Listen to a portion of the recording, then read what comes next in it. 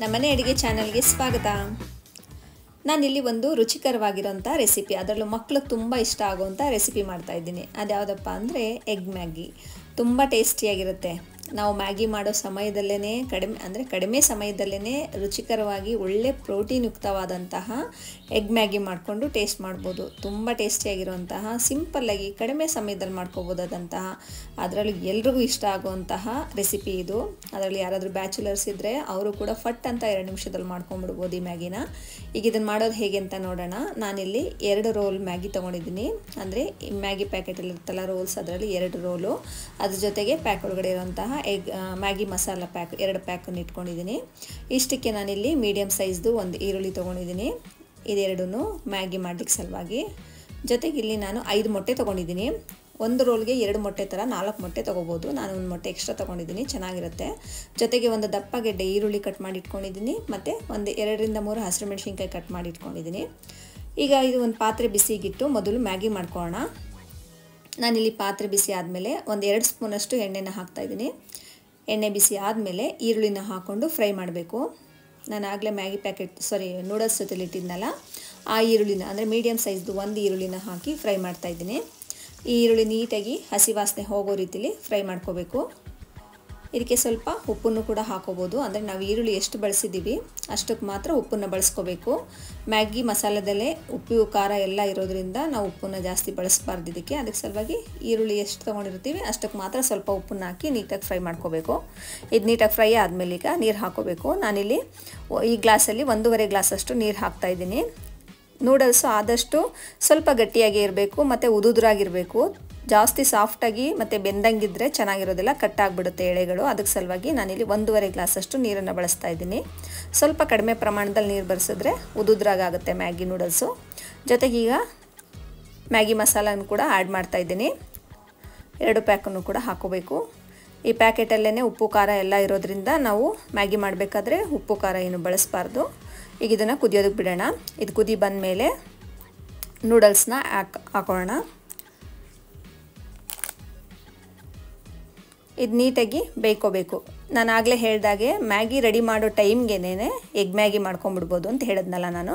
ಈಗ ಇದು ಬೇಯೋ ಅಷ್ಟರಲ್ಲಿ ನಾನು ಪಕ್ಕದಲ್ಲಿ ಇನ್ನೊಂದು ಒಲೆಯಲ್ಲಿ ಎಗ್ನೂ ಕೂಡ ಫ್ರೈ ಮಾಡ್ಕೊಂಬಿಡ್ತೀನಿ. ಫಟ್ ಅಂತ ಒಂದು 2 ರಿಂದ 3 ನಿಮಿಷದಲ್ಲಿ ಎಗ್ ಮ್ಯಾಗಿ ರೆಡಿ ಆಗಿಬಿಡುತ್ತೆ.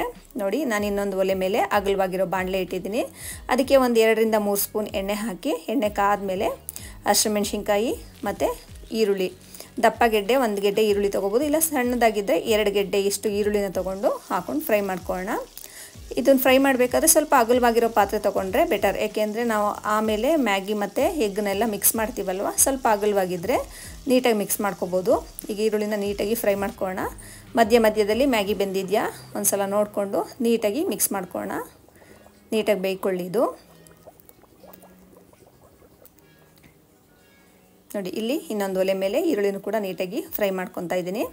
ಇದಕ್ಕೂ ಕೂಡ ಇನ್ನೊಂದು ಸ್ವಲ್ಪ ರುಚಿಗೆ ಉಪ್ಪನ್ನು ಹಾಕಿ ಫ್ರೈ ಮಾಡ್ಕೊಳ್ಳೋಣ. ಉಪ್ಪು ಹಾಕೋದ್ರಿಂದ ಈರುಳ್ಳಿ ಸಾಫ್ಟ್ ಆಗುತ್ತೆ ಮತ್ತು ಬೇಗ ಫ್ರೈ ಆಗುತ್ತೆ.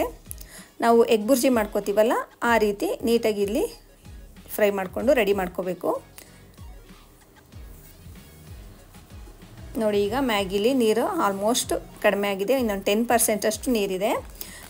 ಇನ್ನೊಂದು ನಿಮಿಷ ಬಿಟ್ಟು ಇದನ್ನು ಸ್ಟವ್ ಆಫ್ ಮಾಡಿಬಿಡೋಣ. ಏಕೆಂದರೆ ಆ ನೀರನ್ನೆಲ್ಲ ನೀಟಾಗಿ ಅಬ್ಸರ್ವ್ ಮಾಡ್ಕೊಳ್ಳುತ್ತೆ ನೂಡಲ್ಸು. ಅಷ್ಟರಲ್ಲಿ ನಾವಿಲ್ಲಿ ಈರುಳ್ಳಿನ ಕೂಡ ನೀಟಾಗಿ ಫ್ರೈ ಮಾಡಿಕೊಂಡು ಈಗ ಇದಕ್ಕೆ ಮೊಟ್ಟೆನ ಹಾಕ್ಕೊತಾ ಇದ್ದೀನಿ. ಮೊಟ್ಟೆ ಎಲ್ಲ ಮೊದಲೇ ಒಡೆದು ಬಟ್ಲಿಗೆ ಬಿಟ್ಕೊಂಡಿದ್ದೀನಿ. ಏಕೆಂದರೆ ಈ ಬೇಸಿಗೆ ಕಾಲ ಇರೋದ್ರಿಂದ ಮೊಟ್ಟೆಗಳು ಒಳಗಡೆ ಒಂದೊಂದು ಕೆಟ್ಟಿರುತ್ತೆ, ನೋಡ್ಕೊಂಡು ಹಾಕ್ಕೋಬೇಕಲ್ಲ, ಅದಕ್ಕೆ ಸಲುವಾಗಿ. ಈಗ ಇದಕ್ಕೆ ರುಚಿಗೆ ತಕ್ಕಷ್ಟು ಉಪ್ಪು ಮತ್ತು ಸ್ವಲ್ಪ ಪೆಪ್ಪರ್ ಪೌಡರ್ನ ಹಾಕ್ಕೊಂಡು ನೀಟಾಗಿ ಮಿಕ್ಸ್ ಮಾಡ್ಕೊತಾ ಇದ್ದೀನಿ. ಈರುಳ್ಳಿ ಮತ್ತು ಮೊಟ್ಟೆ ಎಲ್ಲ ನೀಟಾಗಿ ಮಿಕ್ಸ್ ಮಾಡ್ಕೋಬೇಕು. ತುಂಬ ರುಚಿಯಾಗಿರುವಂತಹ ಮ್ಯಾಗಿ ಇದು. ಆಮೇಲೆ ಮೊಟ್ಟೆಯಲ್ಲಿ ಒಳ್ಳೆ ಪ್ರೋಟೀನ್ ಅಂಶ ಇರೋದ್ರಿಂದ ಆರೋಗ್ಯಕ್ಕೂ ಕೂಡ ತುಂಬ ಒಳ್ಳೆಯದು. ಮಕ್ಳಿಗಂತೂ ತುಂಬ ಇಷ್ಟ ಆಗುತ್ತೆ. ದಿನಕ್ಕೊಂದು ಮೊಟ್ಟೆ ತಿನ್ನಿಸ್ಬೇಕು ಮಕ್ಕಳಿಗೆ. ಹೇಳ್ಬೇಕಂದ್ರೆ ಒಳ್ಳೆ ಪ್ರೋಟೀನ್ ಅಂಶ ಸೇರಬೇಕು ಅಂದರೆ ಮಕ್ಕಳಿಗೆಲ್ಲ ದಿನಕ್ಕೊಂದು ಮೊಟ್ಟೆ ಕೊಡಿ. ಮಕ್ಕಳಿಗೆ ಅಂತಲ್ಲ, ಎಲ್ಲ ವಯಸ್ಸಿನವರು ಕೂಡ ದಿನಕ್ಕೊಂದು ಮೊಟ್ಟೆ ತಿನ್ನಿ, ಆರೋಗ್ಯವಾಗಿರಿ. ಈಗ ಇದೆಲ್ಲ ನೀಟಾಗಿ ಡ್ರೈ ಆಗೋ ರೀತಿಲಿ ಫ್ರೈ ಮಾಡ್ಕೊಂಡಿದ್ದೀನಿ. ನೋಡಿ, ಎಗ್ ಬುರ್ಜಿ ಅದಕ್ಕೆ ರೆಡಿಯಾಗಿದೆ ಇದು. ಈಗ ನೂಡಲ್ಸ್ ನೋಡೋಣ. ನೋಡಿ, ನೂಡಲ್ಸು ಕೂಡ ನೀಟಾಗಿ ನೀರನ್ನೆಲ್ಲ ಅಬ್ಸರ್ವ್ ಮಾಡಿಕೊಂಡು ನೀಟಾಗಿ ಎಳೆಯಾಗಿ ರೆಡಿಯಾಗಿದೆ. ನೋಡಿ ಎಷ್ಟು ಎಳೆಯಾಗಿದೆ. ಈ ರೀತಿ ಮಾಡ್ಕೋಬೇಕಿದನ್ನ. ಈಗ ಇದನ್ನು ಮೊಟ್ಟೆ ಜೊತೆಗೆ ಮಿಕ್ಸ್ ಮಾಡ್ಕೊಳ್ಳೋಣ.